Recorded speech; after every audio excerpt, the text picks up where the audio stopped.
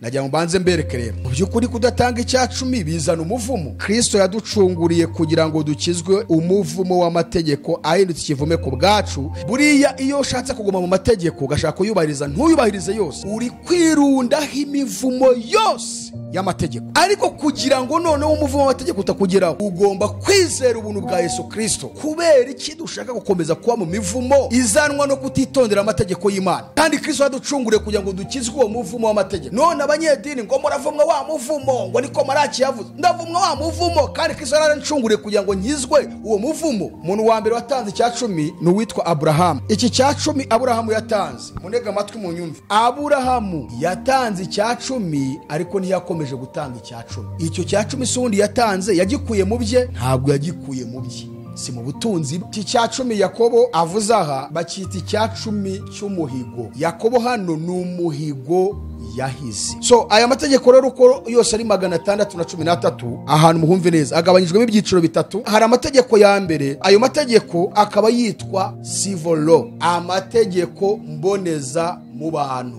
Aya kabiri yitwa ceremony law. Ceremony law ni amategeko arebana n'imihango. Hakaza amategeko y'uburyo bwa gatatu yitwa moral law. Ayo mategeko ni amategeko y'isezerano Imana yagiranye n'ishyanga rya Isiraheli, ariyo yayandi 10 yabahereye ku musozi wa Sinayi. Niyo mpamvu Imana babwiraga ngo muzababera nkuko nanjye nduwera. Niyo mpamvu Mudiva hagera akavuga ati we amategeko yoko bisate bibiri uramenya ari yagize ingoma y'Imana ayakuweho n'ay'imihango. Ubwo ayo y'imihango harimo n'ikigira 10 kuko nicyo kiza mu mategeko y'iki. Abiringira imirimo itegetswe n'amategeko bose ni ibivume. Mwumve ahantu, mwumve, abiringira imirimo itegetswe n'amategeko bose ni ibiki? Ni ibivume. Umudive arayakomeza yose, nayakomeza yose n'iryo gukebwa rishyiremo. Umurokore nafata ndi yose yari yaravuze ngo yararangiye nayayitonde, n'iry'isabato n'ibindi byose bigenderemo. Kubera ko Yakobo, umuntu wese witondera amategeko yose agasitara kuri rimwe aba yacumuye yose. Murumva iyi confusion amadini akomeza guteza abantu.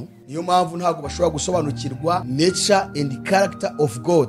Ntabwo bishoboka bashobora guhishurirwa kamere n'ibiterere by'Imana. Icyacumi kigaruka muri ariya mategeko y'imihango. None umudive ntumubwira ibyo gukebwa. Icya kabiri, umudive akagaruka agahita arengera itegeko ry'icyacumi, kandi mu kanya arimo arigisha yuko ayo mategeko y'imihango yaturegaga Yesu yahanaguriye hehe? Ku musaraba. Iryo tegeko agahita rigaruramo kabate oya ikigira 10 cya 10 mugomba kugitanga, ni itegeko ry'Imana.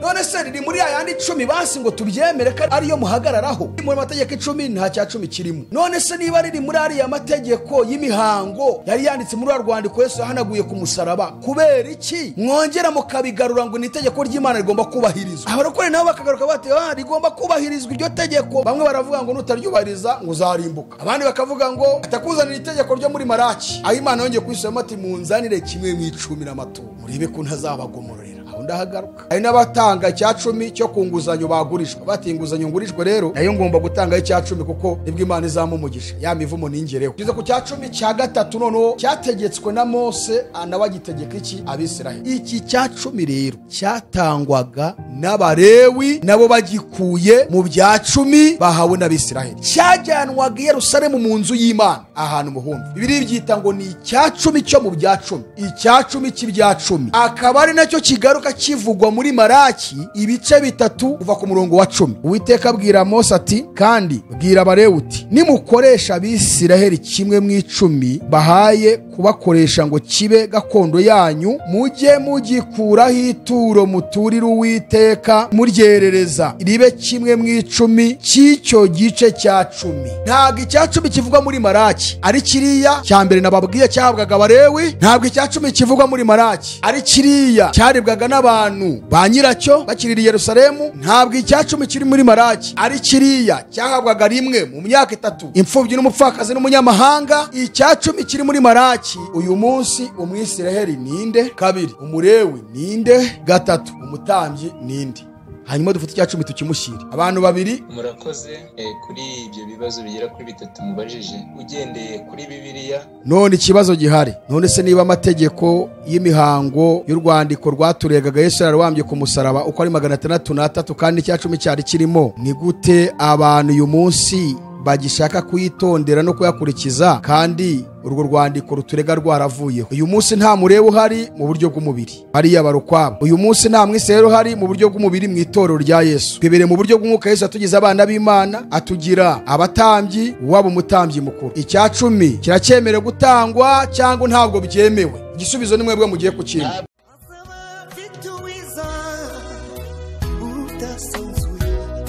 Azaba afite ingororano yo guhema buri wese, guhana n'imirimo yakoreye hano ku isi. Nawe nshuti yanjye aza kwambika ikamba. Reka twongere duhe ikaze abadukurikiye kuri Iron TV. Mwese twinjiye mu kiganiro cya nyacyo nyuma yuko dusobanuye isezerano rya kera n'isezerano rishya ngo byumvikane agaciro karyo mu gihe cya Isiraheli, mu gihe cy'uyu munsi. Isezerano rya kera, agaciro k'isezerano rishya muri iki gihe no ku Bisiraheli. Uvuga ngo isezerano rishya rirareba Isiraheli rikareba natwe abanyamahanga.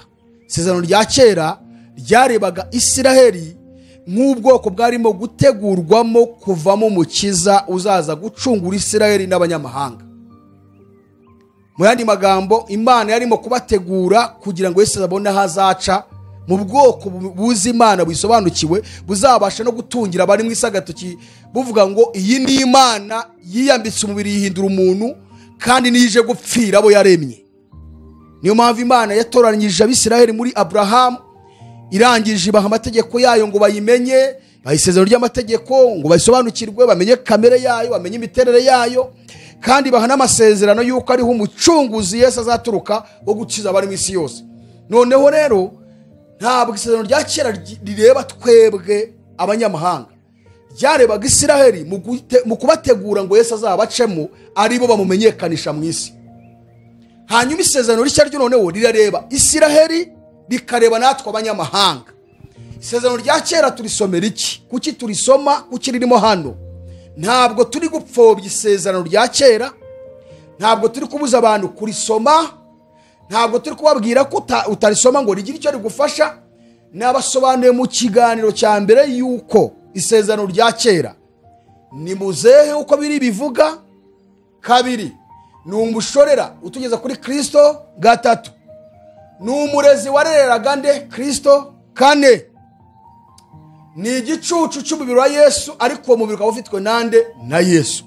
Hanyuma turisoma kugira ngo dusobanukirwe imvo n'imvano y'iremwa ry'isi, y'iremwa ry'ibiri mu isi, y'iremwa ry'umuntu, icyaha uko cyaje mu isi, ibyago n'amakuba byazanywe n'iki, Imana ateguye ite gucungura umuntu, gucungura umuntu byagenze bite.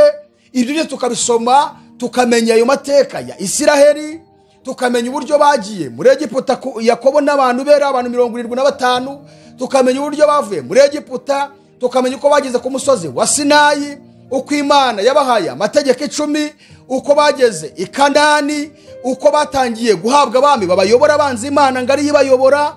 Abo bami ko bamwe bayoboye n'ubwoko bwa Isiraheli, abayoboye bayoboye n'amategeko y'Imana, abahanuzi Imana yahagurukije ngo bahanurire ishyanga rya Isiraheli, bababwira Mesi uzabavukamo, bababwira kugarukira Imana ngo bihane n'ibindi n'ibindi. Niyo mpamvu tubisoma, ariko ntabwo ari byo dufata ngo biduhindukira agakiza, kuko byahamyaga ahubwo agakiza ari we Yesu. Yesu aje aduhindukira agakiza, aduha isezerano ry'amaraso ye, ngari ryo twitondera. Niyo mpamvu ntabwo twababwiye ngo isezerano rya kera muri pfobya. Ikibazo rero, narababwiye ngo mugenzura amadini yose ku isi hafi ya yose, n'abigisha bari international ngo babandi ngo bafite za mega church bigisha abantu barenga 200 cyangwa 100 cyangwa 50. Afata semina nk'abantu bigisha bari ba Beni, ba Joyce Meya, bara bose bakomeye muzi bo abanyamerika n'abandi bari za Nigeria, nawe muzasanga n'abari muri Afrika, za Kenya, za Uganda, abo bakayanja bamenyone bari mu Rwanda, uzasanga baba muri asetesama kwa muzehe gusa niho bihorera, kwa Gitwaza naho bihorera isezerano rya kera gusa. Isezerano rishya ndacyakomeje kubihisha.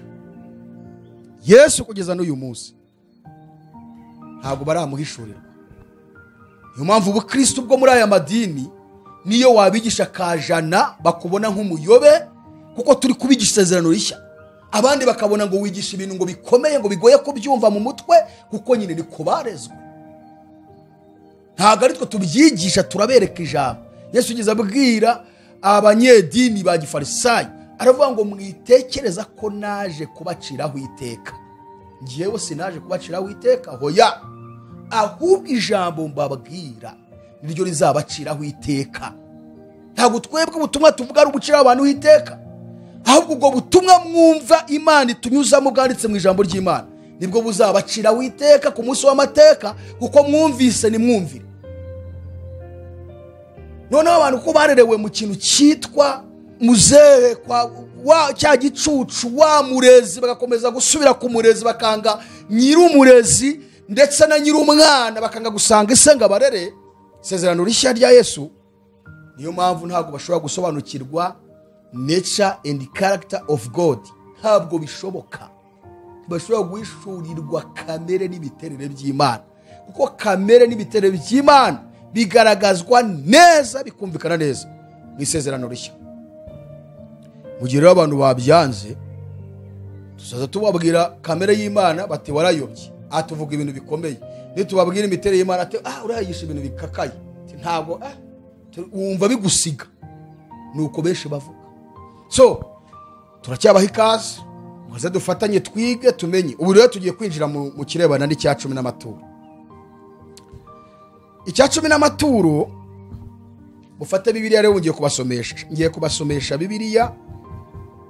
Mufate Bibiliya, mwayifashe, mwiyegereze Bibiliya. Mwiyegereze Bibiliya ko tugiye gusoma. Mu by'ukuri ibi bintu mubyumve neza. Murabona aya mategeko Imana yahaye Abisiraheli yose, natangiye bibabwira ngo ni amategeko 613. Hari 613 yari yanditse mu gitabo Mose yanditse ngo agishyingura mu isanduku, iruhande rw'isanduku y'isezerano. Ayo kaba ari amategeko y'imihango, nk'uko abadivantiste bakunda kubivuga ngo yararangiye. Hakaba n'amategeko agize isezerano Imana yagiranye na Isiraheli, ariyo mategeko 10 baherewe ku musozi wa hehe wa Sinayi. Igitabo cyo kuva 19 ndetse n'igice cya 20, aho noneho Mose ayabaha atangiye kuyabasomera, niho byose tubisanga mategeko 10. Aya mategeko 10 ni isezerano Imana yagiranye n'ishyanga ryande rya Isiraheli. So aya mategeko rero uko yose ari 613 agabanyijwemo ibyiciro bigeze muri 3. Ahantu muhumve neza, agabanyijwemo ibyiciro 3 kandi yakoreshwaga mu bihe bigeze muri 3 bitandukanye, bitewe n'abari marareba n'iby'Imana bibabwiyeho. Hari amategeko ya mbere, ayo mategeko akaba yitwa civil law, amategeko mboneza mu bantu. Amategeko mboneza mu bantu, amategeko agendanye n'imibanire. Ushobora kwibaza ngo imibanire yihese, ni ukuvuga ngo harimo icyo cya 10, harimo imibanire uko babanye, imiturire, imyubakire, imibyukire, imirire, imiryamire. Mwari muzi ko abagabo bagiragaho baryama naho barira? Ntabwo abagabo bariraga ahantu hose, n'abagore n'abana. Rero ayo ngayo nayagaragaza ko nyine ubuzima bwabo bwa buri munsi. Urugero nabaha, reka se nkubasomeraho gatoya muhumve. Murambure Bibiliya mbabwira ahantu musomera. Musome mu gitabo cy'Abalewi ibice 21 umurongo wa 16. Haravuze ngo Uwiteka abwira Mose ati, bwira Aroni uti, umuntu wese wo mu rubyaro rwawe mu bihe byabo byose uzagira inenge. Munega amatwi, aya ni amategeko arebana n'imibanire n'imiterere, uko abantu bateye, bakwiye gukora umurimo. Umuntu wese ufite inenge ntakigire hafi. Impumyi cyangwa uremaye ikuguru cyangwa ubataraye izuru cyangwa ufite urugingo ruruta urundi nkarwo cyangwa uvunitse ikirenge cyangwa ikiganza cyangwa ufite inyonjo cyangwa ufite igikuri cyangwa ufite inenge kwijisho cyangwa urwaye ubuheri cyangwa ibikoko cyangwa umenetse ibinyita bito, ntihakagira umuntu wo mu rubyaro rwa Aroni umutambyi ufite inenge wigira hafi ngo atambe ibitambo bitambirwa Uwiteka bikongorwa n'umuriro. Nishaka mbere cyangwa muzakomeze hano Imana imira bisobanura ibivuga, sibyo? None aba bantu barimo hano uyu munsi umurimo barawukora cyangwa ntawo bakora? Musubize yego, bamwe murandika abandi mwikirize. Abafite ingingo zisumbana, abafite amazuru yabwataraye, abafite indegeya, abarwaye duheri n'ibiki. Ariho turi kumwe hano yitwa Nzabona Amerika wese nambwa turabona ko n'indege yanjye ndazifite arazinyeretse ku gutwi, ariko Imana iravuga ati mwana wanjye. None iki gihe rero nta gaciro yari afite. None se aya namwe mu mategeko mboneza mu bantu Imana imiravuga ahangaha ariko agendanye n'ibikorwa by'umurimo w'Imana. None se ko uyu munsi dusigaye tujya imbere yayo uko dushaka? Ndashaka kubereka aya mategeko ukuntu atakiriho, kandi icyo gihe yari afite imbaraga. Uwabyegeraga akabikora yahuraga n'akaga gakomeye. Gutegeka kwa 2:22 haravuze ngo umuntu narongora umugeni akaryamana nawe akamwanga akamurega ibiteye isoni akamwita izina ribi ati narongoye umugeni mwegereye nsanga atagira ibimenyetso byerekana ko ari umwari,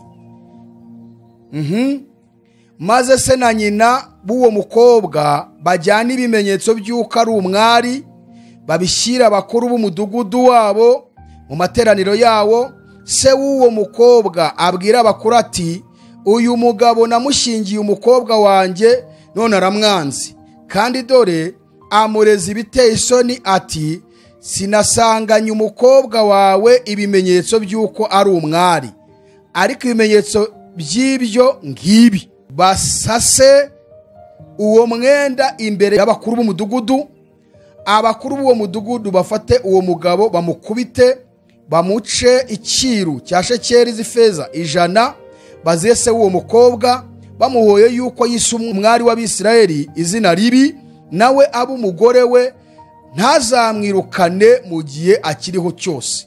Ariko icyo kirego niba ari icy'ukuri, uwo mukobwa atabonetse ibimenyetso by'uko ari umwari, bamusohore bamujyane ku rugi rw'inzu ya se, abagabo mu mudugudu wabo bamwicisha amabuye bamuhora gukorera ikizira mu Bisirayeli n'icyo gusambanira kwa se, uko aba ariko mukuri kibi hagati murimo. Ushobora kwibaza ngo se uyu mwari barimo baravuga wenda umusore yamushatse yumva agizira arashaka kwishakira abandi amushinja ibinyoma ngo ntabwo ari umwari. Hano Bibiliya ivuze ubwari bishatse kuvuga ubusugi, kuba atarasugiwe agashaka umugabo ariko akiri isugi ntawamusugiye. None mu ndebere namwe muri iyi minsi y'imperuka abakobwa bajya gushaka bakiri isugi ni bangahe? Kandi baba Kristo.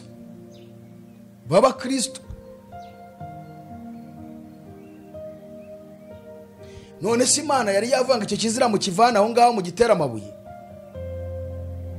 Yego cyangwa se hoya? Biraba cyangwa ntibiba? Ntabwo biba. Ntabwo biba. Bivuge ngo ibi nabyo byavuyeho. Ibi nabyo byavuyeho nta bihari. Ndashaka kubereka kamwe mu mategeko yagiye avaho, kuko yose ari ya 610 nangahe abadivine bakunda kuvuga, ariko nandi yose yuzuzwaga na Yesu ko ari watanze isezerano ari 10. Ndimo kubereka ese niba ibi byaravuyeho wayi kubera iki? dukomeza kwizirika ku bintu byarangiye. Ikibazo gihari, itegeko ry'icyacumi riza mu mategeko y'isezerano 10 Imana yahaye Abisiraheli, cyangwa itegeko ry'icyacumi riza mu mategeko y'imihango, kuko biritubwira ko Mose ngo yanditse ayo mategeko yose turi gusoma ngayashyira mu gitabo cy'amategeko, arangije agishyira uruhande rw'isanduku y'isezerano ahera cyane. Ariko ari amategeko 10 yanditse ku bisate 2 yo yarari mu sanduku imbere, aho Imana yari iri hejuru y'ayo mategeko. Niyo mpamvu umudiva hagera akavuga ati we amategeko yo ku bisate 2 uramenya ari yagize ingoma y'Imana, ayakuweho n'ay'imihango. Ubwo ayo y'imihango harimo n'ikigira 10, kuko nicyo kiza mu mategeko y'iki y'imihango. Gutegeka kwa kabiri nanone kandi ibice 23:3 haravuze ngo ikibyarwa n'ikinyendaro ntibikaje mu iteraniro ry'Uwiteka, ntihakagire uwo mu rubyaro rwabo ujya mu iteraniro ry'Uwiteka kugeza ku buzukuruza babo bibihe 10. Ikibyarwa n'ikinyendaro, iryo jambo ikinyendaro mu Rwanda barivanyeho, basaba bavuga ngo niba ari umwana ngo wavutse kuki, mbega n'umwana wavutse ngo yavutse mu buryo butateganijwe, nuko babivuga, yavutse mu buryo butateganijwe, uri umwana w'urukundo. None se ababyaye neza bashakanye basaba urukundo. Ubundi imbere bavuga ngo n'umwana wavutse ngo mu buryo butateganijwe, none bongyeho ngo n'umwana ngo w'urukundo. Ni ukuvuga ngo hano bari kwerekana ko umwana w'ikinyendaro n'umwana w'ikibyarwa ntabwo wemere kujya mu iteraniro ry'Uwiteka. None abo bana si bakizwa bakuzura na mwemu yera bagahabwa n'Imana z'umwuka? Bivuga ngo nayo imbere y'Imana byararangiye. Uyu munsi nta kuvuga ngo kibyarwa, nta kuvuga ngo umwana w'urukundo, bose imbere y'Imana barangana, n'abantu nk'abandi. Imana irabahamagara ikabakoresha ibikomeye bakayikorera. Kansoreza ahangaha kuva 25:5 sorry aho gutegeka kwa kabiri 25:5 abavandimwe niba bahamwe umwe agapfa, mwumve ahantu harakomeye. Abavandimwe niba bahamwe umwe agapfa adasize imfubyi y'umuhungu, umugore w'uwapfuye ntazashyingirwe ahandi hatari muri bene wabo b'umugabo we, ahubwo umugabo wabo, ubwo nuva indimwe n'umugabo wapfuye, umugabo wabo amucyure amuhungure. Umuhungu azabanza kubyara azaba ari we uzungura se wabo wapfuye, kugira ngo izina rye ritazimira mu Bisiraheli. Uwo mugabo nadakunda guhungura umugore wabo, uwo mugore ajye mu marembo y'umudugudu abwirire abakuru ati, umugabo wacu yanze gucikura mwene se, ntakunze kumpungura.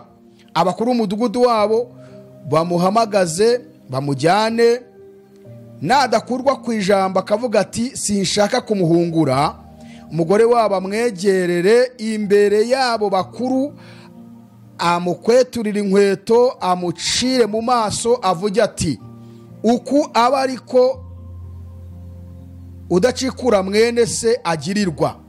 Izina rye rizahure rivugwa ritya mu Bisiraheli ngo inzu y'uwakwetuwe. Murumva, umugore agasanga umuntu uva indimwe n'umugabo we wamaze gupfa, kuko wanze kunyura ngo ndongore uncikure de narimbaye incike nanjye uncikure kugira ngo nibyarira agahungu, ngakabyanga, akamujyana no mu bakuru bakamubwira akabyanga, ngazamuhagarara imbere yabo bakuru, imbere y'umuryango, amuvume mu maso, akwetura inkweto. None reka mbabaza, ibi biracyabaho cyangwa ntibikibaho? Wenda ne kubitindamo.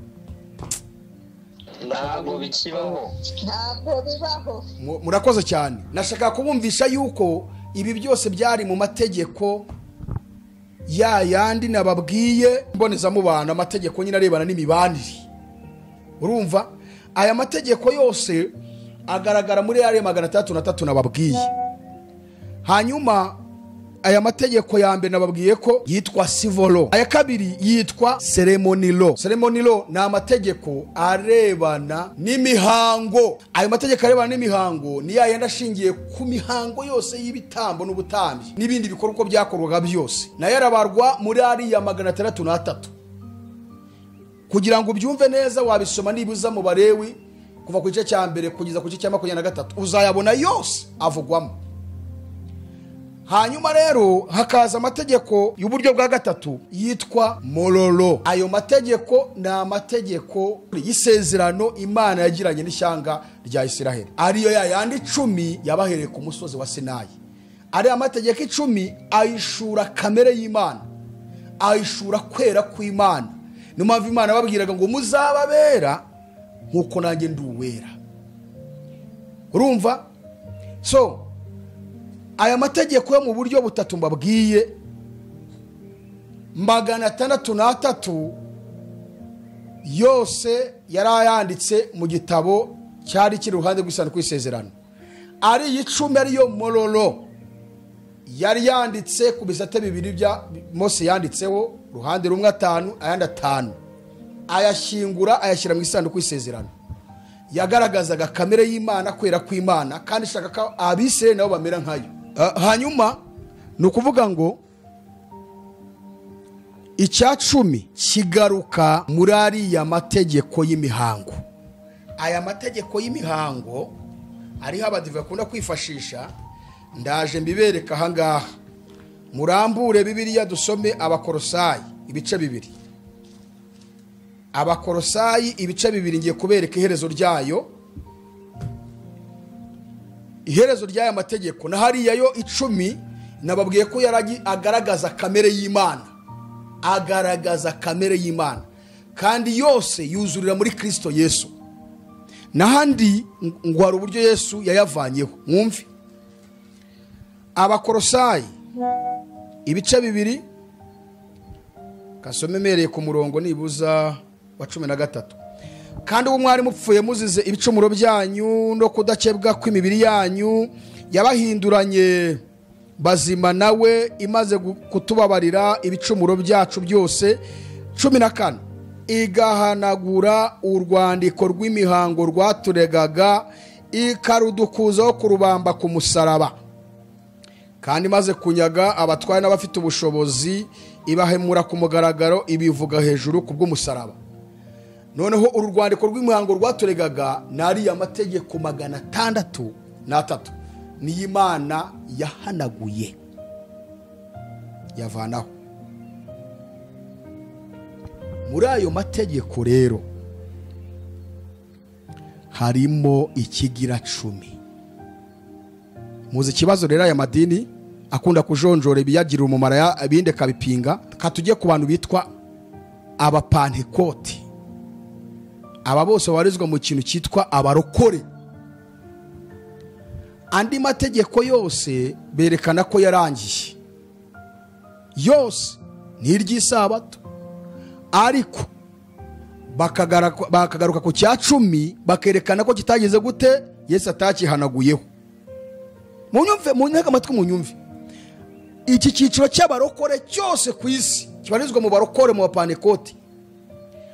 Berekana kandi mategeko yose yavuyeho, ariko ikigira 10 icyacumi cyo ntago Yesu yagikuyeho. Abadive hari uburyo bubiri n'ubu bayobya abantu. Bo baravata amategeko ya Kristo tugomba kuyazirikana kuko ari yagize ingoma y'Imana ari 10. Isabato mugomba kuyizirikana, nandi yose mukayitondera. Ariko mwebwe mwemeye 9, nyamara irya 10 ryo itegeko rya 4 ry'isabato muraryanga. Twebwe turayubahiriza tukanagendera mu isezerano rishya ry'amaraso ya Yesu, tukizera tukanitondera ki amategeko tubishobojwe na mpemu yera na mwuka wera, nuko abadiva bivuga. Ariko babaza ngo none se kayo mategeko yahawe Abrahamu n'urubyaro rwe, kandi igihamya yuko bagomba kwitondera ari isezerano ryo gukebwa, mwebwe murakebwa, iryo tegeko muraryubahiriza ryo gukebwa.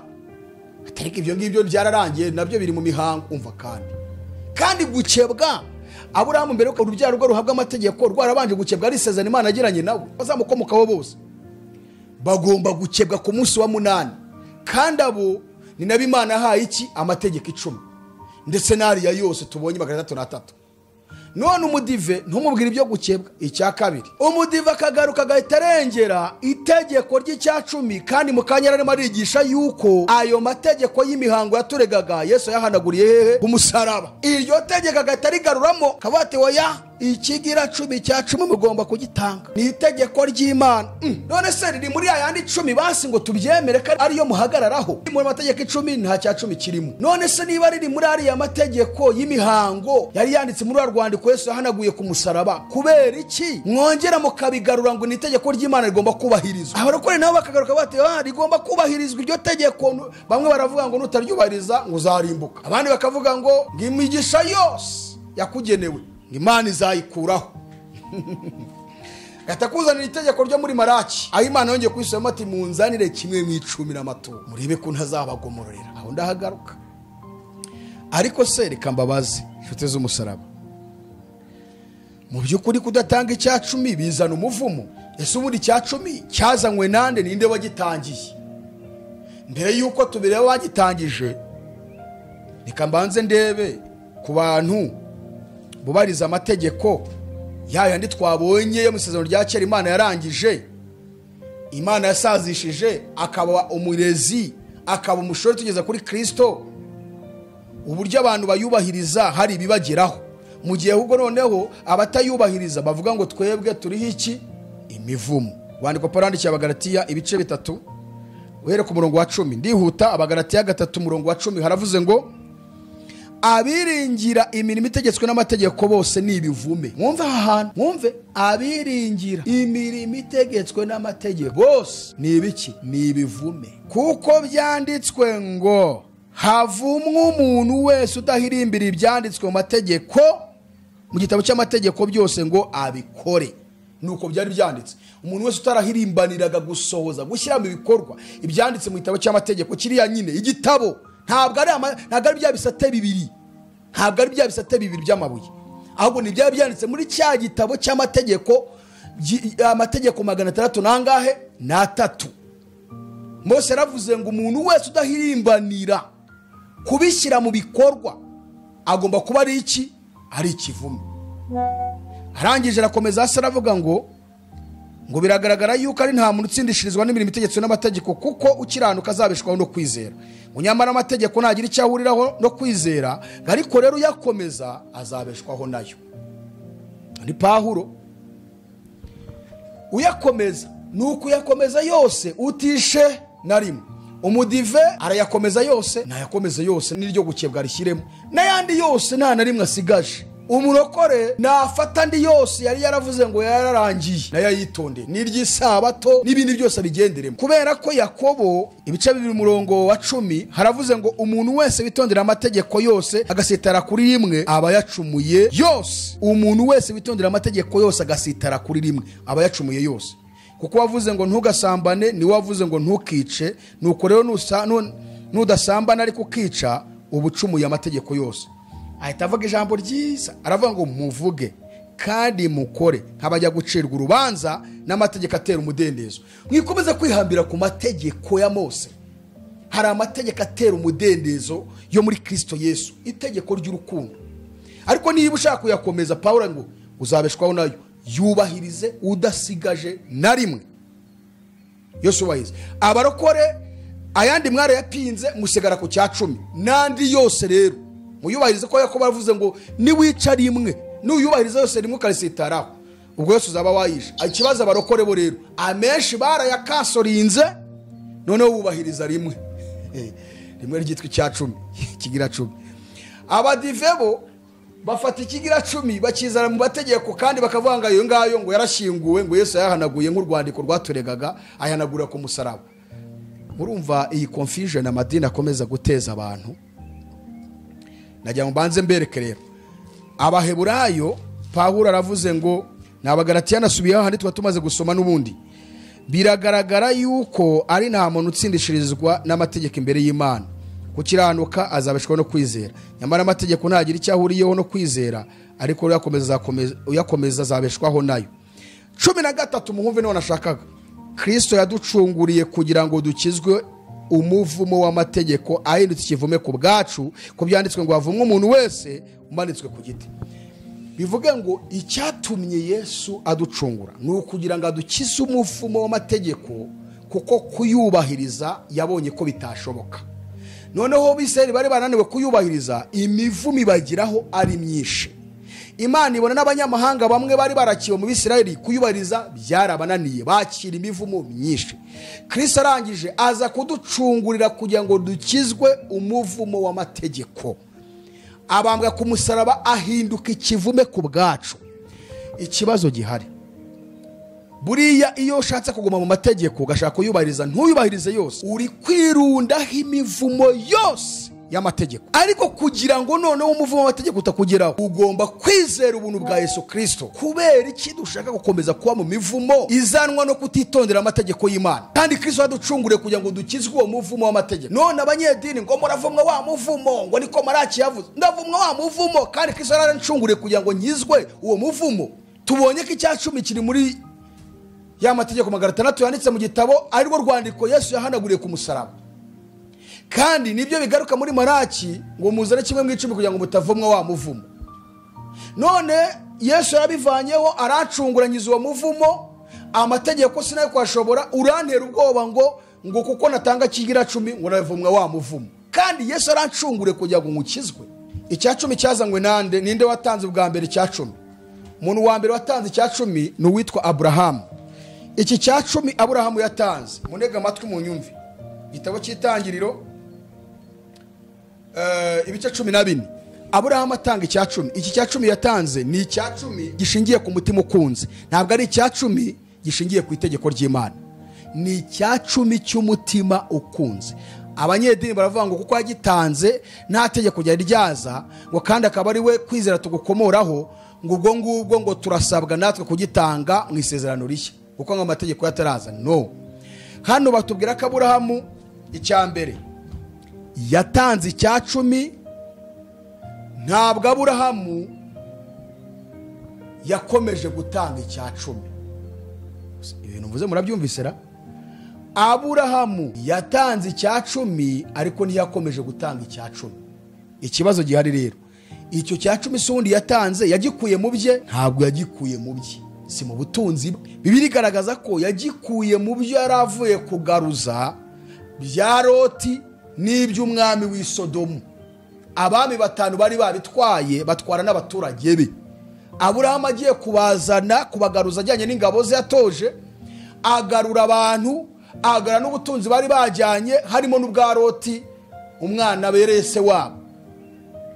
Ibyo bintu yagaruye nibyo yafasheho atangamo ikigira 10, agiye witwa Melikisedeki umwami w'i Salemu. Ngibi hano murambure Bibiliya 14 Itangiriro, ndasoma umurongo wa 17, mwebwe muzagisoma icyo gice cyose.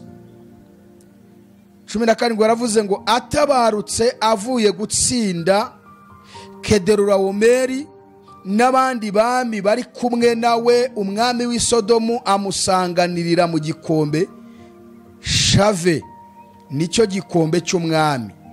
Kandi Melikisedeki umwami w'i Salemu azana imitsima na vino, yari umutambyi w'Imana isumba byose. Amuhesha umugisha ati, Aburahamu ahabwa umugisha n'Imana isumba byose, nyir'ijuru n'isi. Kandi Imana isumba byose ihimbazwe, yakugabije ababisha bawe. Nuko Aburahamu amuha kimwe mu 10 cya byose. Amuha kimwe mu 10 cya byose. Cya byose bihe? Bya bindi avanye Sodomu. Nanze kwasoma, mwebwe muze kwasoma. Bya bindi yatse babami 5 bari batwaye. Hari iby'umwami w'i Sodomu, hari n'iby'umuhungu we Loti bari bajyanye. Nibyo yafasheho, afataho atanga kimwe mu 10 bitutse mu mutima ukunze, si itegeko.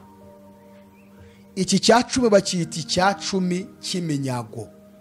Ibyo unyaze bari baragutwaye. Urugero, hari umuntu wahaye amafaranga yawe arakunyaga ashaka kuyakwima. Hari ibyawe yatwaye, arangije Imana igufasha kubigaruza. Niko Aburahamu yabigenje, ahita bitangaho kimwe mu 10 ariko ntibyari nibye kuko umwami yashatse no kubimuha arabyanga. Mukomeje iyi nkuru rero ni icya 10 cy'iminyago kandi giturutse ku mutima ugize gute ukunze, si itegeko, kandi yagitanze rimwe nta handi batwereka yagitanze. Tujye ku cya 10 kindi cyatanzwe n'uwitwa Yakobo, nubwo we bitagaragara ko yagitanze, sinzi aho yagitangiye, gusa yari yabisabye Imana ko azagitanga. 28:22 haravuze ngo Yakobo ahiga umuhigati, Imana nibana nanjye ikandindira muri uru rugendo ngenda, ikajya impa ibyo kurya n'ibyo kwambara, nkazagaruka kwa data amahoro, Uwiteka azaba Imana yanjye, niribuye nshinze nk'inkingi izaba inzu y'Imana, kandi kubyo uzajya umpa byose sinzabura kuguha kimwe mu 10. Iki cya 10 Yakobo avuze aha bakita icya 10 cy'umuhigo. Icya 10 cy'umuhigo Yakobo hano ni umuhigo yahize, ntabwo ari itegeko Imana agize gute yamuhaye. Ahigira umuhigo w'Iteka, ntubana nanjye mu rugendo, ukajya ibyo kurya n'ibyo kunywa buri munsi, ukama ibyo kwambara, mva rwose pe, cyambere nzakubakira inzu, icya kabiri mu byo uzama nzaguha kimwe mu 10. Birangira ahangaha n'ahantu tubona ngo Yakobo yabitanze, icyakoze cyo tubona nuko ni umuhigo yahize akawuhigira Imana. Ni icya 10 gishingiye ku muhigo, nkuko natwe tujya duhiga imihigo, Mana nunkorera ibi nzagukorera ibi, nunkorera ibi nzakora ibi, nunkorera ibi nzakora ibi.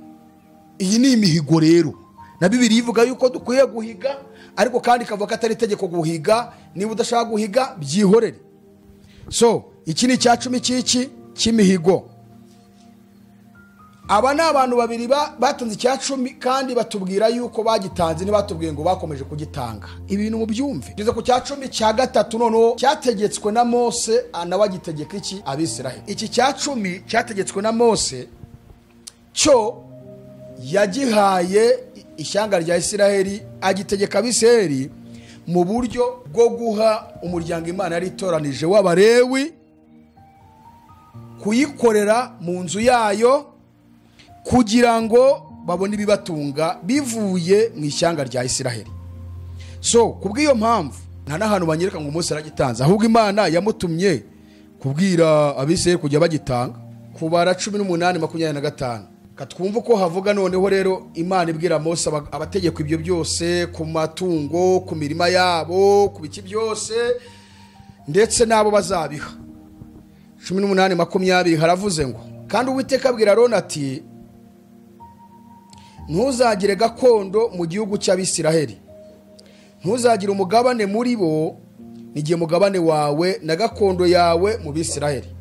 Imana ibirabwira Aroni ariyo mugabane we, nta gakondo yemerewe kugira muri Isiraheli. Abalewi, tugeze no ku Balewi. Abalewi dore mbahaye kimwe mu 10 cya byose kizatangwa n'Abisiraheli kibe gakondo yabo. Ni umushahara Imana yari bahaye.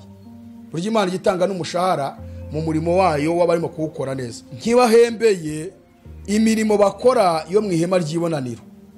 Uhereye none Abisiraheli nibakigire hafi y'ihema ry'ibonaniro batagibwaho n'icyaha bagapfa.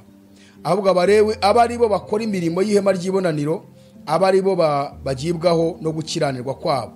Iryo riba itegeko ridakuka mu bihe byanyu byose, kandi Abalewi ntibazagire gakondo mu Bisiraheli. Imana yacyavuga ngo ntibakagire gakondo, kuko kimwe mu 10 kizatangwa n'Abisiraheli bakagitura Uwitekaho ituro ryerejwe, ngihaye Abalewi ho gakondo.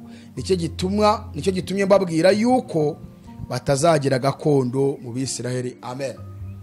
Mwumvishe abandi bantu noneho bahawe itegeko ry'icya 10. Nababwiye ngo Aburahamu yabikoze n'umutima ukunze, kandi atanga ikigira 10 ku minyago yarazanye, kandi iyo minyago ntabwo yariye, cyane ko n'umwami yashatse kuyimuha arayanga. Icya kabiri mbabwira ikigira 10 cyatanzwe na Yakobo. Yakobo niwe watanze kimwe mu 10, ariko cy'umuhigo yahigiye iki Imana. Gatatu tugeze kuri kimwe mu icumi cyategetswe Mose nawe agitegeka imiryango 11 ya Isiraheli.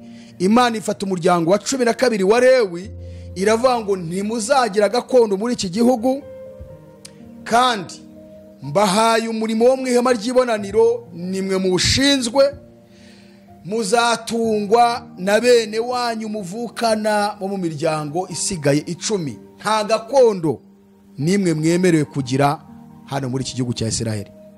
Icya 10 bazabaha nkibahayeho ibihembo, umushahara muzaza muhemberwa kubw'umurimo wanjye mukora mu ihema ry'ibonaniro. Iki ni icya 10 noneho nk'itegeko rije muri ya mategeko 603 y'imihango igomba gukorwa mu Bisiraheli. So rero ryo ryari itegeko none hiri ngiri ni ibintu bahoraga bakora. Ngiye kubabwira nibuza iki cya 10 abantu bagihabwaga bakiryagaho.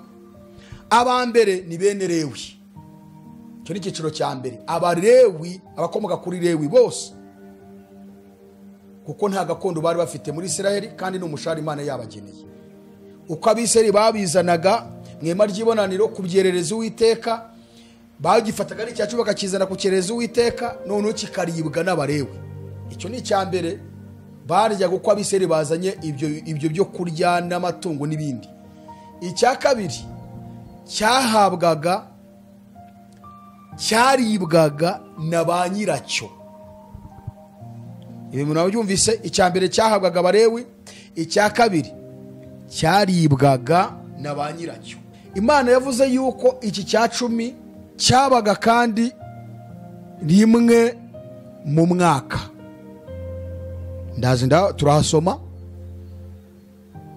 Imana yarabategetse ko rimwe mu mwaka abantu bafata ku byabo, ku matungo, ku biribwa, ku binyobwa, yarangiza agafataho ikigira 10 akabifata, yamara kubifata akabijyana i Yerusalemu n'umuryango we, niba ari umugabo n'umugore we n'abana, bakajya i Yerusalemu ngaho Imana yatoranije ko hazaba izina ryayo.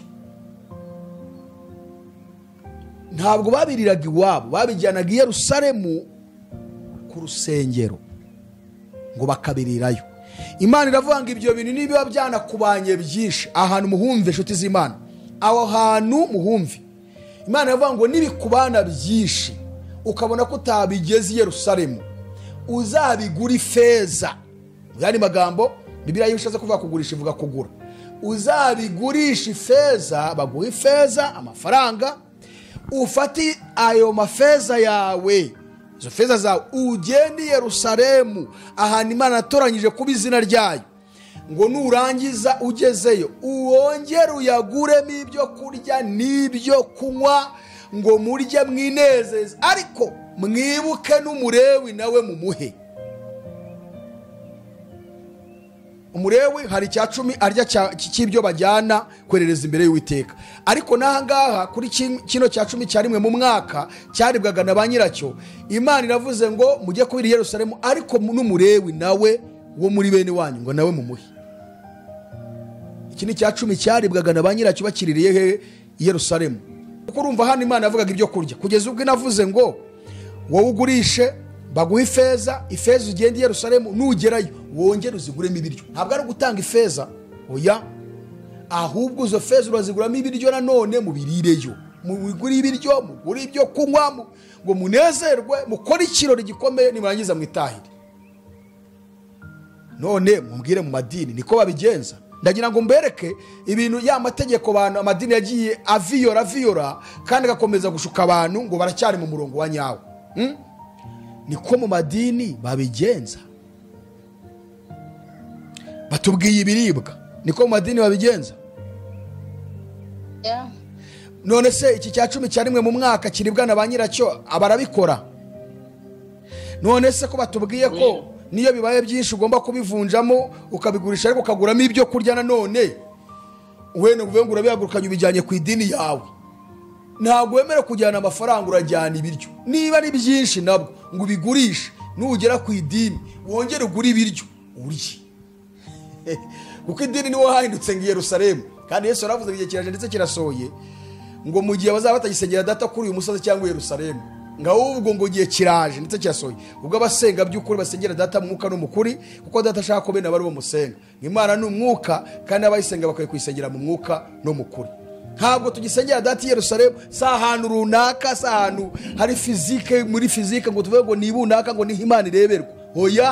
Hoya iki cya cumi cyari cyarabwiwe Abisiraheli, ariko nabo bategekwa kugiha Abalewi kugira ngo gifashe Abalewi.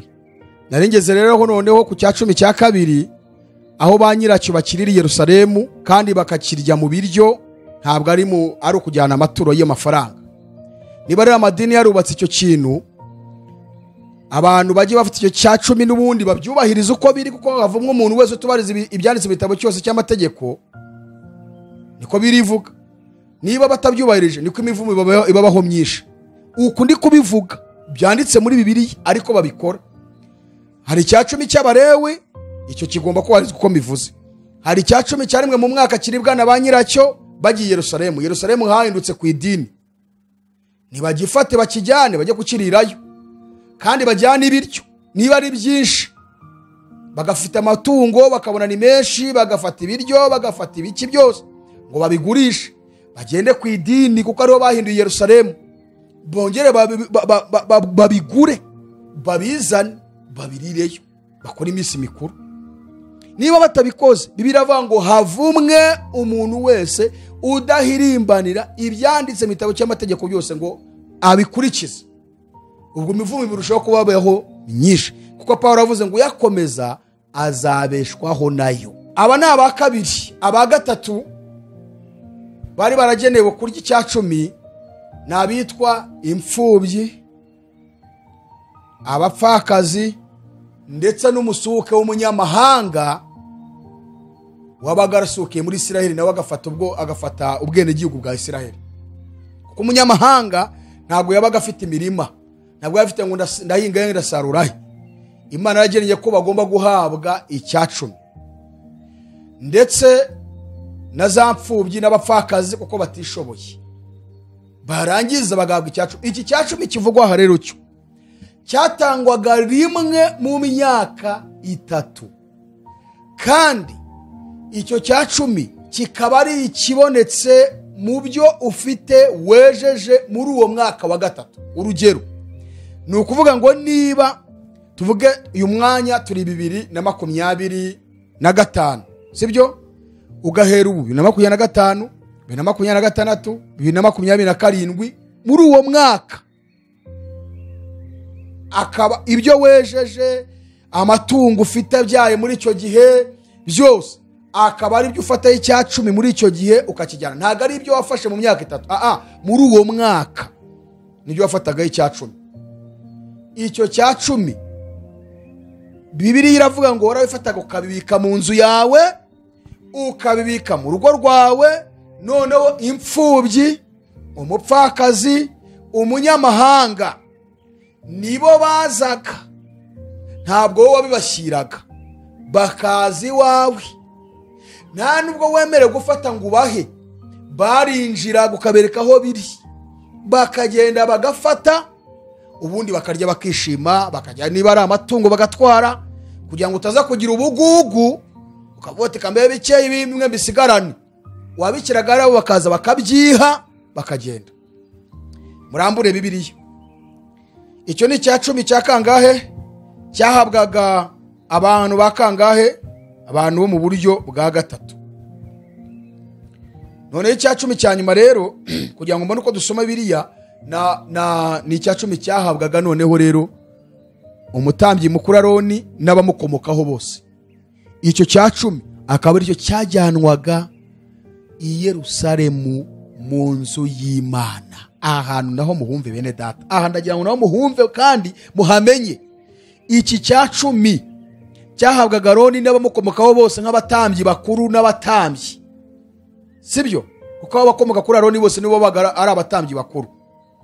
Abandi bose bakomoka mu miryango wa Lewi bakomokagamo abatambyi bato, ariko abakomoka kuri Aroni nibo bari barabwiwe ko bagomba guhora mu ihema ry'ibonaniro batavayo. Nibuka Nadabu na Abihu nigeze kubigishaho mu gitabo cy'Abalewi ibice 10, uburyo bavuye iruhande rw'ihema ry'ibonaniro umuriro ukabazimana bikarangira bagiye kurahura bakazana umuriro w'Uwiteka atacanye bikarangiza umuriro batwitse bagapfa. Aroni n'abamukomokaho bose babaga ari abatambyi bakuru, kandi Imana yategetse ko bagomba kuguma ku muryango w'ihema ry'ibonaniro bagakorera mu ihema ry'ibonaniro.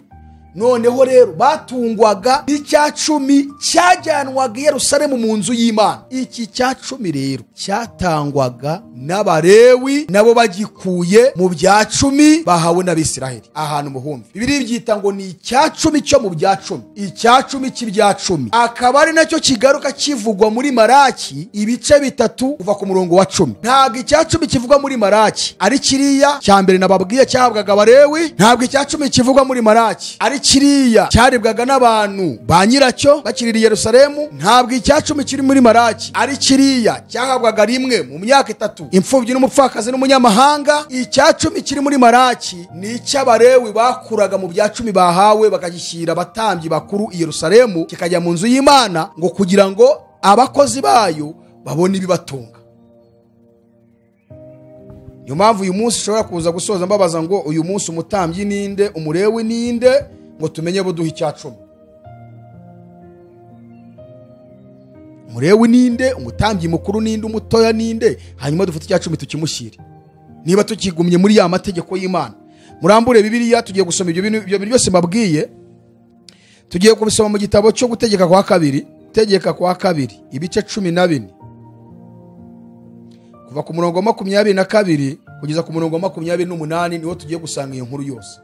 Gutegeka kwa kabiri 14 22 kugeza 28. Iyo nkuru yose y'ibyo mbabwiye niho ivugwa. Ntuzabure gutanga kimwe mu 10 cy'imyaka yose iva mu mbuto wabibye, iyo imirima yawe izera uko umwaka utashye. Hano bavuze noneho ibyo mu mirima. Kandi uzajye urira, tugeze kuri cya cumi cya mbere cy'abantu bariraga i Yerusalemu. Kandi uzajye urira imbere y'Uwiteka Imana yawe ahantu izatoranyiriza kuhashyira izina ryayo ngo rihabe, kimwe mu 10 cy'amasaka yawe na vino yawe n'icy'amavuta yerayo yawe n'uburiza bw'amashyo yawe n'ubw'imikumbi yawe, kugira ngo wige guhora wubaha Uwiteka Imana yawe iteka. Urumva? Iki ni cya kindi kiribwa n'abanyiracyo cyabagaho rimwe mu mwaka, kandi bakakira hehe? I Yerusalemu. Hanyuma iyo byabaga byinshi, tugiye gusoma hasi Imana yavuze ngo ubigurishe baguhe ifeza, ugiye Yerusalemu nugera yongera ubigure, ubundi mubirireyo mwishimire Uwiteka i Yerusalemu, nyuma mutahe kugira ngo muhore mwibuka Uwiteka Imana yanyu. 24 ahari Uwiteka Imana yawe nimara kuguha umugisha urugendo rwakunanira ntubashe kujyana ibyo, ubwo igiye kumubwira uburyo azabigurisha. Kuko ahantu Uwiteka Imana yawe izaba yatoranirije kuhashyira izina ryayo akubaye kuri. Nibimera bityo uzabigura ifeza, uzihambire, uzijyane, ujya ahantu Uwiteka Imana yawe izaba yatoranirije uziguremo. Urumva? Urazijyanye, ugiye kongera kugura, kandi uziguremo icyo ushaka cyose, inka cyangwa intama cyangwa vino cyangwa igisindisha cyangwa ikindi cyose umutima wawe ushaka, ubisangirire nabo mu muryango, mu rugo rwawe aho hantu imbere y'Uwiteka, imbere y'Uwiteka Imana yawe mwishimane. Kandi ubisangire n'umulewi w'iwanyu, nabo ntuzamwibagirwe. Ntukamurangarane kuko adafite umugabane cyangwa gakondo muri mwe. Iki ni cya kindi cyarimwe mu mwaka, kandi kikaribwa i Yerusalemu, kiribwa na ba nyiracyo. Hari abavuga ngo ariko icyo gihe ngo nta mafaranga yari yakabaho, ngo niyo mpamvu uyu munsi utanga amafaranga. Ibi barabyerekanye, amafaranga yari ahari, ngo uyu munsi ngo byavunjwe mu mafaranga, ngo icyo gihe ngo nta yari ahari, ngo niyo mpamvu bazanaga ibiribwa. No, idini nabarizwagamo ho baranabizana byose, bazana amafaranga, abatafite amafaranga bazana n'ibiribwa, bamara kubizana bakabigurishiriza aho ngaho. Ngo ni isoko ngo ry'Imana. Icyo ni icya mbere. Kabiri, twagiye 28 uko imyaka 3 ishize, tugiye ku cya kabiri. Uko imyaka 3 ishize uzajya ukuraho 1/10 cy'imyaka yose wejeje muri uwo mwaka ubikore. Haravuze ngo uko imyaka 3 ishize uzajya ukuraho 1/10 cy'imyaka yose wejeje muri uwo mwaka ubibike wanyu. Maze umurewi ukadafite umugabane cyangwa gakondo muri mwe n'umusuhuke umunyamahanga n'imfubyi n'umupfakazi bari wanyu bazaze barye bahage kugira ngo Uwiteka Imana yawe iguhere umugisha imirimo ukora yose. Nabyumvise? Amen, amen. Nabyumvise? Ntabwo ari kubifata ngo bimushyire, ntabwo ari kubifata ngo bimushyire, bo baraza kubyifatira kandi byabaga rimwe mu mwaka. Uyu munsi amadini icyacumi gitangwa buri munsi, uko ubonye inyungu itukijyana.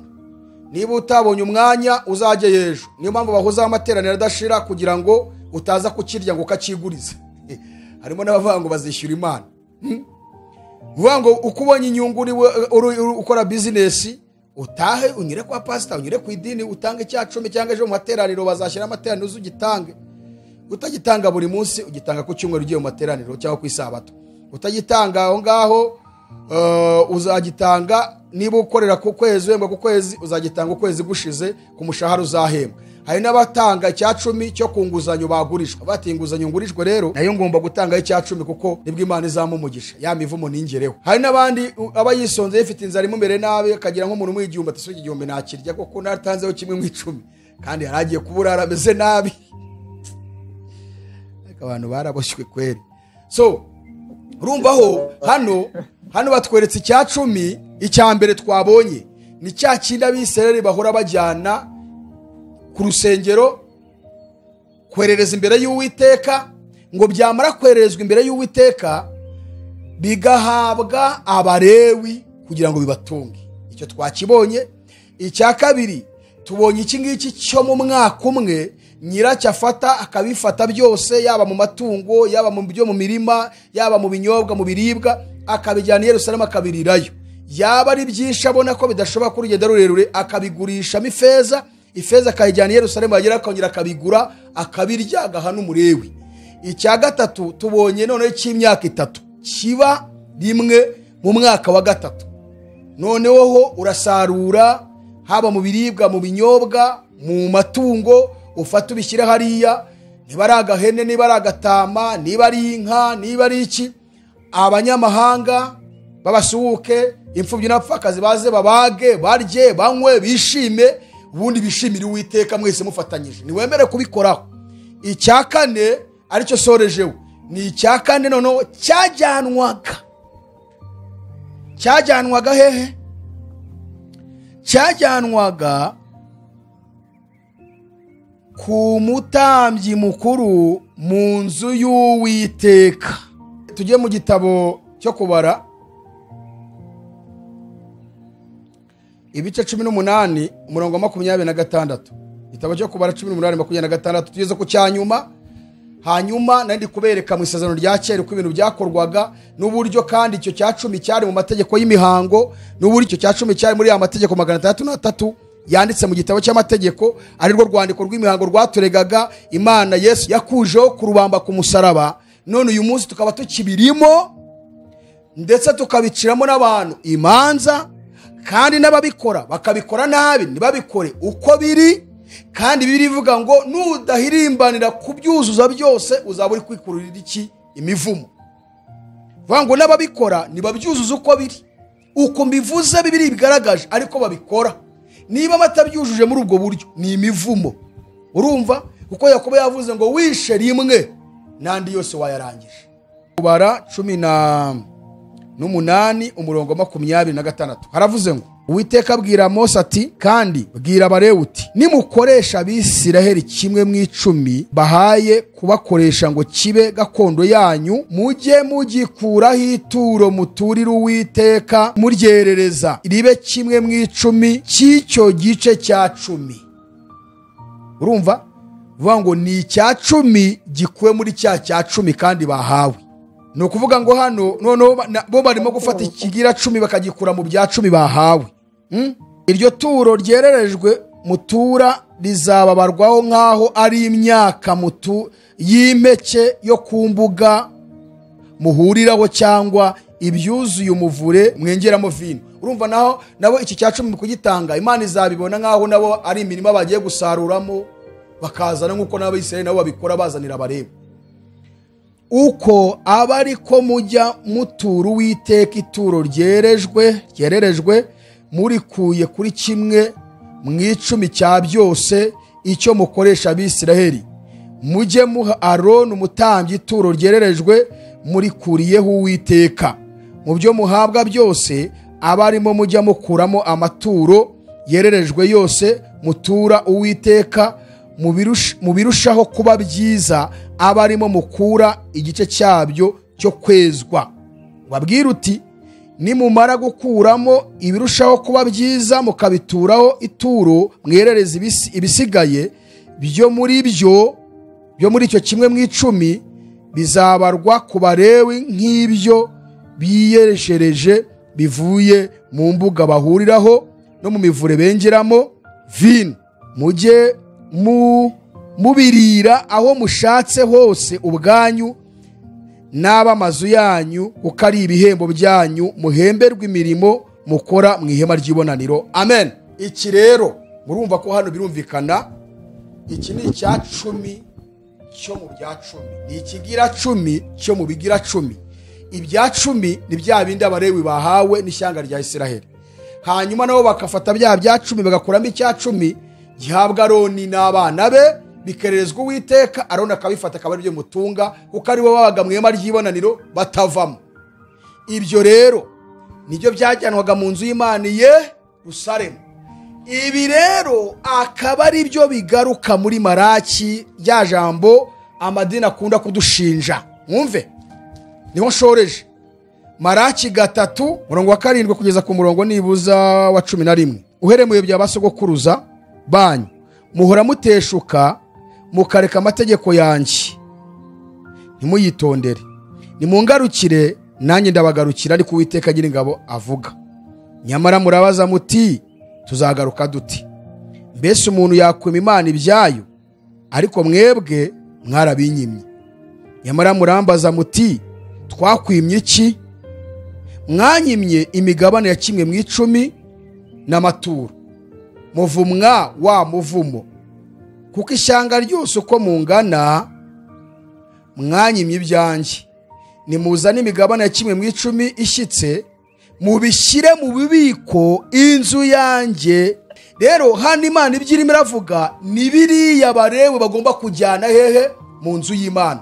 Ntabwo ari Abisirayeli babwiye kubijyana mu nzu y'Imana, ahubwo ni Abalewi batari barabijyanye.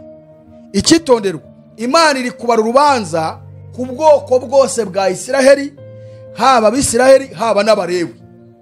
Mu yandi magambo hano bashatse kuvuga ngo Abisirayeli banze gutanga icya cumi ku Balewi, Abalewi nabo babura icya cumi batanga mu nzu y'Imana.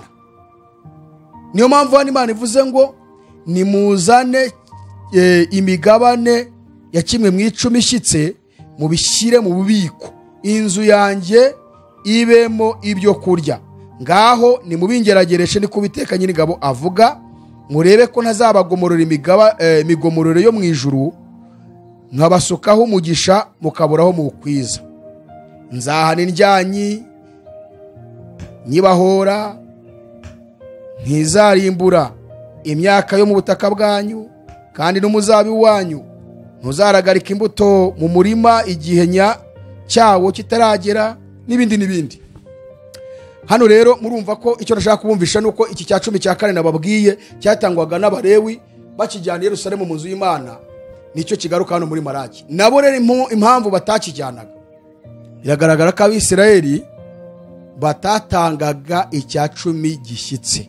Ni mpamvu Imana ivuze ngo munzanire kimwe mw'icumi gishyitse. None bituma Abalewi nabo babura icyo bajyana mu nzu y'Imana. Nta Mwisirayeli utari mwene Lewi wari wemerewe gufata icya cumi ngo akijyane i Yerusalemu agishyire umutambyi Aroni. Oya, ahubwo we yagihaga Umulewi umulewi nawe agakuramo icyacumi ashyira mwene wabo mutambyi mukuru hehe mu nzu y'Imana i Yerusalemu, bikabikwa bikaba byinshi bigatunga abatambyi bari gukora umurimo.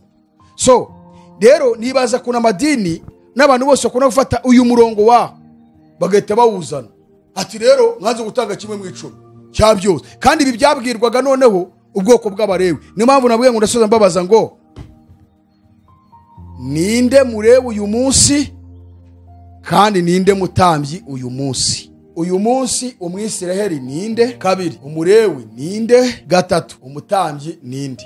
Abantu babiri hanyuma tugatadusoza. Murakoze kuri ibyo bibazo bigera kuri bitatu mubajije, haba umurewi ninde, umwisiraheli ninde, umutambyi ninde. Iyo ugendeye kuri Bibiliya mu buryo bw'umubiri twebwe turi abanyamahanga, ubu umurewi n'ubundi akomeza kuba umurewi, n'umwisiraheli agakomeza kuba umwisiraheli. Ariko iyo tugiye mu buryo bw'umwuka, kubera abisiraheli bari ubwoko bw'Imana, kandi twebwe muri iri sezerano turimo kubw'amaraso ya Kristo no kumwizera twahindutse abana b'Imana, bityo tubona ubwoko bw'Imana.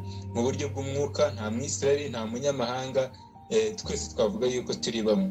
Noneho Bibiliya ikongera ikatwereka yuko twese uko tungana abizeye Kristo tuba duhindutse abatambyi. Turi abatambyi batoya, Kristo akaba umutambyi mukuru. Murakoze. Ngira ngo n'indorera arakoze cyane kandi asubirije bose. None niba nta murewi uhari, hakaba nta mutambyi uhari wo muri Isiraheli, hakaba nta mwisiraheli uhari uyu munsi mu buryo bw'umubiri kuri Aburahamu, Imana iri kubara mu itorero uyu munsi nk'aho akwiye gukomeza guhabwa ibi ngibi, icyacumi gihabwa abandi. None se niba amategeko y'imihango y'urwandiko rwaturegaga Yesu yararwambye ku musaraba uko ari 603 kandi icyacumi cyari kirimo, ni gute abantu uyu munsi bagishaka kuyitondera no kuyakurikiza kandi urwo rwandiko ruturega rwaravuyeho? None se niba abantu bavuga ko bayakurikiza barangiza ntibayakore nk'uko biri twabisomye muri Bibiliya, kandi Bibiliya ivuga yuko utabikurikije byose uvumwa wa muvumo, ahubwo imivumo ikakuba hari myinshi. Urumva abantu badafite imivumo myinshi cyane kuko no kubyubahiriza byabananiye. None ikibazo gihari, icyacumi kiracyemerewe gutangwa cyangwa ntabwo cyemewe gutangwa? Kuko tubonye ko Yesu n'umutambyi mukuru tukaba abatambyi. Uyu munsi nta murewi uhari mu buryo bw'umubiri, bariya barukwabo. Uyu munsi nta mwisiraheli uhari mu buryo bw'umubiri mu itorero rya Yesu. Twibere mu buryo bw'umwuka, Yesu atugize abana b'Imana, atugira abatambyi, waba umutambyi mukuru. Icyacumi kiracyemerewe gutangwa cyangwa ntabwo byemewe? Igisubizo ni mwebwe mugiye kukinga. Ntabwo byemewe, ntabwo byemewe.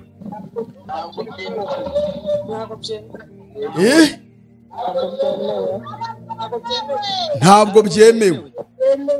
Murakonfaminze ko ntabwo byemewe mukurikije ubutumwa bwose uko twabuvuze muri Bibiliya. Bivuga ngo uyu munsi icyacumi, mwumve ngiye uburyo ngiye kubisobanura. Benshi bakunda kwifashisha biriya bya Aburahamu n'ibya Yakobo. Uyu munsi ntabwo icyacumi kugitanga ari itegeko ry'Imana. Icyo ni cya mbere. Cya kabiri, no kutagitanga nabwo nta gihano kiriho. Uranyumva? Ugitanze ntugitange ushingiye ku itegeko, ugitange kuko Aburahamu yagitanze agikuye mu minyago, ugitange kubw'umuhigo. Ibyo ni ibyawe, ariko si ukuvuga ngo uracyari mu mategeko ya Mose. Ibyo ni ubushake bwawe. Cyangwa se utanga n'ibindi bitari icyacumi, ibyo byose ni ubushake bwawe. Uyu munsi icyo Imana itubuza ni uko dufata ibintu tukabyitira ngo ni amategeko y'Imana bidutegeka, kandi aya mategeko Bibiliya igaragaza ko yagize gute, ibyayo byarangiye. Nubyitira amategeko y'Imana urasabwa kuzuza amategeko yose uko yakabaye, ukakurikiza uko amategeko yo kugitanga avugwa, kandi ukanakurikiza n'andi mategeko yose twabonye avugwa hano muri Bibiliya 603, ukongeraho n'ari 10 ari muri itegeko rya 4 ry'isabato. Icyo ni icya mbere. Icya kabiri, nutagitanga nta muvumo ukuriho, ni ubushake bwawe. Nugitanga mu buryo bw'umuhigo cyangwa ukagitanga mu buryo bw'iminyago, ko hari ibyo uzanye babe barakunyaze, no problem. Ukabura umuntu we aragitanze nta tegeko rihari kandi aragitanga. Na Yakobo aragitanga mu buryo bwo guhiga iki? Umuhigo. Kandi batwereka ko ari rimwe gusa.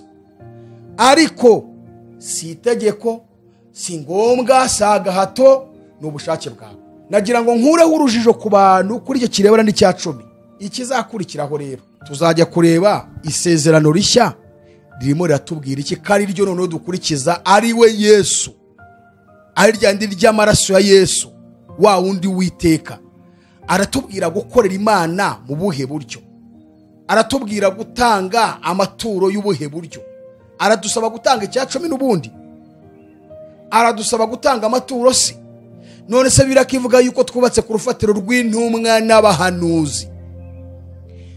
Bivuge ko kurwubakaho nuko uko bakoreraga Imana, uko bayubahaga, niko dukwiye kugenda natwe, nibwo tuzaba twubatse kuri bo. Niba tudakora nk'ibyo bakoraga, ntago twubatse kuri urwo rufatiro. Kandi urwo rufatiro ngo narwo rwubatse ku ibuye rikomeza ifuruka, ari ryo Yesu.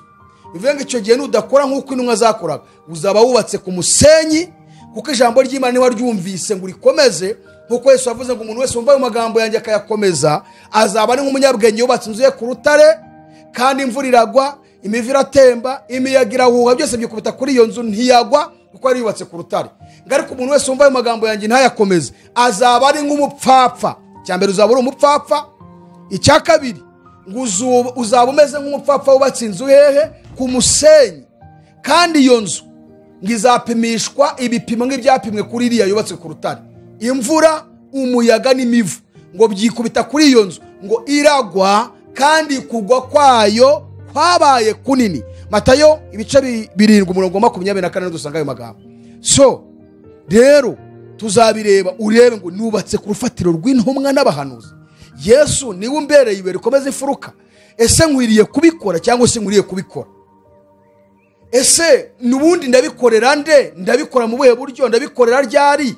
Ndabikora mu kiyegiye kugira ngo bimbyarire umusaruro? Ese ubundi ndasabwa kubikora? Yego, tuzabireba mu isezerano rishya, kuko niryo noneho ryakomejwe n'amaraso ya Yesu.